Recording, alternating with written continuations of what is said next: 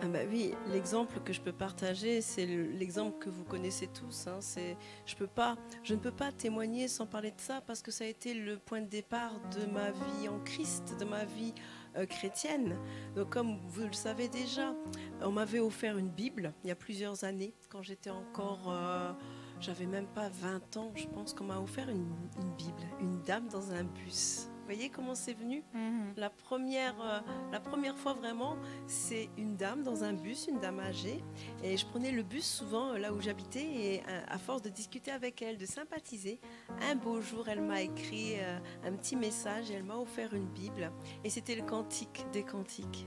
Tu es belle, tu es noire. Oh, et donc quand j'ai lu ça, j'ai dit, waouh.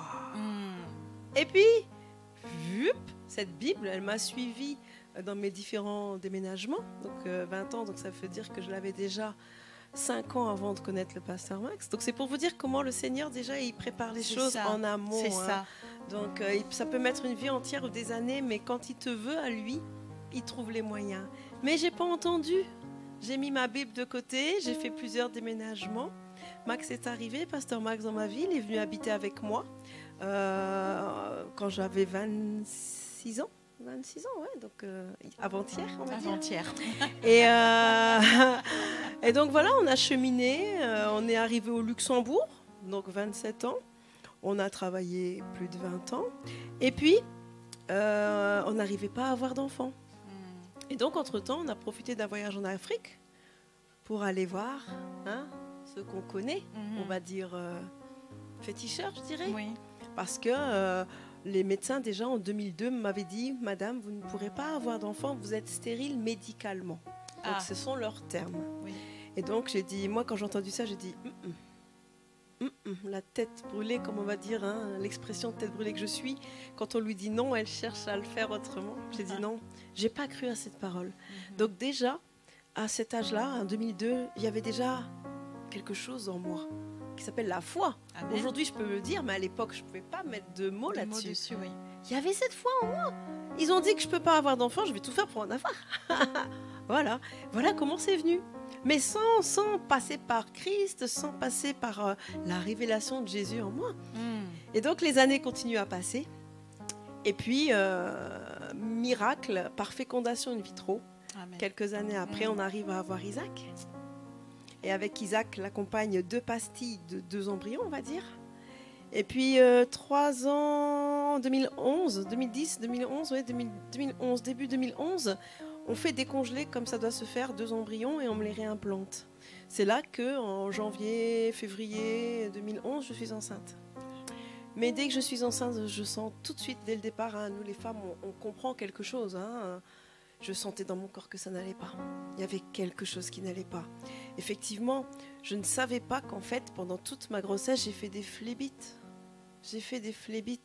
J'avais des thrombos, j'avais du problème de circulation sanguine, mais je ne m'en rendais pas compte. Le seul signe, c'était des hémorragies. J'aurais dû chercher à consulter, mais je suis du genre à toujours prendre les choses à la légère et attendre le dernier moment avant de consulter. Ne le faites pas. Parce qu'aujourd'hui, je paye les conséquences de ça. Quand il y a un signe, ne tardez pas. Allez tout de suite consulter. Et donc, on m'a dit, votre grossesse, vous pouvez les perdre à tout moment. Vivez, faites avancer, et puis on verra bien. Donc, régulièrement, j'allais consulter. Il y a même une fois où j'étais tellement mal que je voulais, ce jour-là, qu'on me les enlève. Parce que les hémorragies, c'est pas évident. Surtout quand on est enceinte, on a toujours l'impression qu'on les a perdues. En fait, il y en avait 2. Un garçon, une fille, 2 placentas. Et un jour, je voulais dire au chirurgien qui était là à côté de moi, au médecin, je suis là, gardez-moi ici et libérez-moi parce que c'est une souffrance. Je vivais vraiment très très mal ma grossesse. Et n'étant pas en Christ, malheureusement, ce qui devait arriver arriva au mois de juin, le 17 juin. Je suis enceinte de 23 semaines et une hémorragie qui a commencé à 11h, 23h, 12 heures d'hémorragie, plusieurs litres qui sont partis, des culots de sang qui repartent, 2 poches de sang qui repartent, 2 poches de placenta qui empêchent le sang de coaguler. Donc on ne peut rien faire. 23h, ma gynécologue qui était là, elle était restée, elle était en congé, elle me dit « Madame, vous êtes en danger de mort. les petits sont trop petits, on ne peut rien faire pour eux, mais vous, madame, vous êtes en danger de mort. Et j'avais mon mari, j'avais Isaac qui avait 3 ans à l'époque. Et là, quand on n'est pas chrétien, qu'est-ce qu'on dit? Quand on n'a pas Jésus, quand on n'est pas en Christ, qu'est-ce qu'on dit? Les gens n'ont pas d'espoir. Faites ce que vous avez à faire. Voilà ce que j'ai dit à cette femme quand je suis partie au bloc. Sans savoir si j'allais revenir du bloc, en fait. Hein. Et c'est pendant l'opération, qui s'est bien passée, que j'ai reçu la révélation. En fait, j'ai accepté Jésus dans mon cœur par révélation.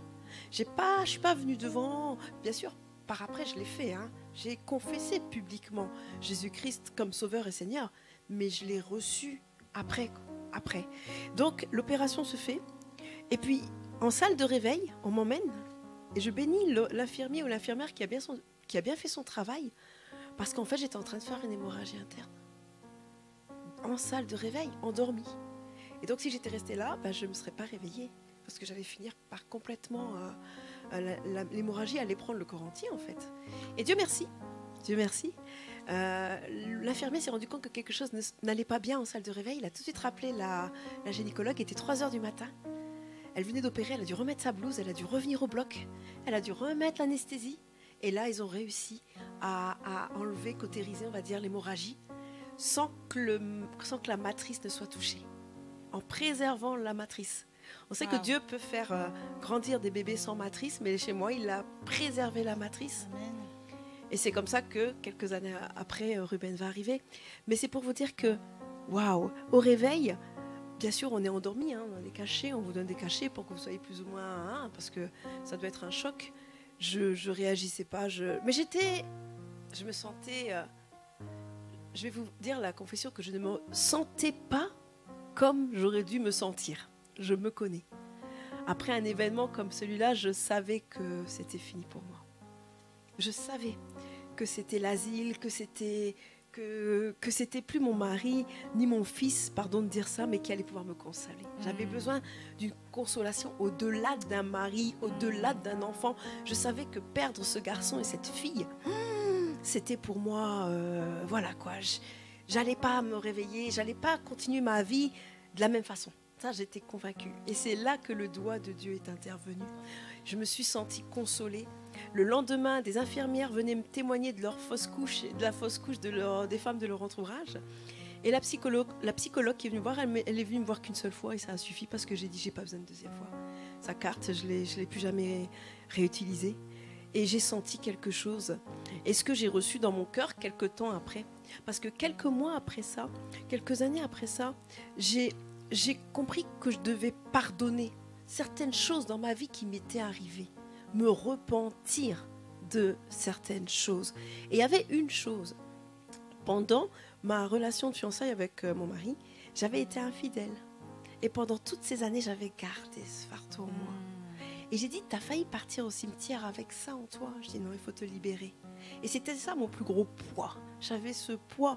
Pendant des années, j'arrivais plus à me regarder dans un miroir. Et j'ai dit non, il faut que je le dise. Et donc, je lui ai confessé ça. Et ça aussi, ça m'a libérée. Et ça m'a permis d'avancer. Ça m'a permis de pouvoir me regarder de nouveau dans une glace et me dire, bon, je me suis sentie pardonnée, rachetée, laver la robe. Ça y est, tu peux te relever, tu peux te redresser, tu peux avancer. Et donc, quelques années après cet événement, on m'a amené mes enfants, je les ai vus, après ils sont repartis. On m'a demandé, j'ai dit oui, je veux les voir.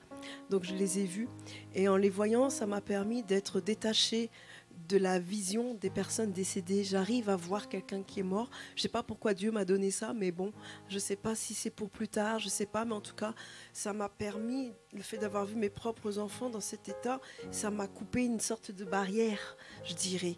En tout cas, je ne sais pas encore pourquoi le Seigneur montre, mais en partie. Parce que s'il nous montrait tout à toutes, ce serait insupportable. Donc le Seigneur nous montre petit à petit. Et donc on avance. Donc je me sens consolée, je me sens rachetée. Je me sens dans mon cœur que c'est possible. C'est possible de faire face et d'avancer. C'est possible de croire encore que c'est possible. Et donc je n'ai pas perdu de temps. Ça s'est passé en 2011, en juin, et en 2012, je demande à redécongeler les embryons parce qu'il faut savoir qu'en fécondation in vitro, les embryons, ils ont une durée de vie de 5 ans. Et si après on les on les transfère pas, on les réimplante pas, ils sont périmés, on doit s'en séparer. Et juste avant, hein, j'ai bien calculé, j'ai dit non, faut les décongeler. Mais sauf que là, au lieu de réimplanter 2 embryons, ils vont refuser, avec ce qui s'est passé avec la double fausse couche, ils vont décider d'implanter un seul embryon. Et c'est Ruben qui va arriver en 2013. Donc vous voyez comment le Seigneur m'a retiré. J'avais une logique, je pensais que tout était carré. Je disais la logique. Et le Seigneur est venu démonter tout ça. Aujourd'hui, j'ai fait la faculté de théologie. Tu démontes. La connaissance, tu démontes. Avec le Seigneur, avec l'œuvre, il me fait démonter tout ce que je pensais savoir. Amen. Et cette année, depuis quelque temps, je repars de zéro avec le Seigneur. Je me sens comme quelqu'un qui vient d'accepter tout fraîchement Jésus comme Sauveur et Seigneur. Je veux repartir de zéro avec le Seigneur. Et je veux redécouvrir le Seigneur comme un enfant. Amen. Peut-être qu'il y avait mon intelligence qui s'était mélangée à la fois, mais là, je veux repartir de zéro. Et je veux, au travers de vos témoignages, de nos témoignages à chacun, redécouvrir qui est celui qui m'a sauvé. Celui qui m'a dit, le seul qui m'a dit, j'ai besoin de toi, je vais t'utiliser. Et depuis 2011 jusqu'à aujourd'hui, il est là et il me guide pas à pas, sans me montrer tout le chemin, mais tout doucement il me guide. Et puis le fait d'être ici parmi vous, ce qu'on vit, ça me confirme que oui, le Seigneur, il a encore besoin de nous, il veut nous montrer quelque chose. Et je ne pourrais plus faire marche arrière, j'ai été rachetée.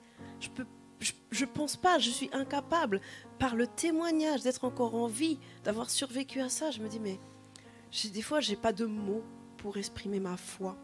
C'est pour ça que des fois, je bénis l'enthousiasme de certaines. Parce que même moi, des fois, vous le savez, vous me voyez, des fois, j'ai pas les mots. J'ai pas les mots incommensurables. Non, c'est même pas assez pour dire qui il est. Amen. J'ai pas de mots, ça me coupe la voix souvent. Des fois, je sais pas prier, je sais pas lui dire merci, mais il connaît mon cœur, il connaît ma reconnaissance. Amen. Il a permis à une femme stérile d'avoir 2 enfants et 3 grossesses. Mais qu'ajouter? Qu'est-ce qu'on pourrait ajouter? Alors après, j'ai aussi la révélation que le Seigneur m'a guéri récemment. Comme vous savez, je viens d'être opérée du poumon pour la 2e fois. 2 opérations du poumon en moins de 20 ans.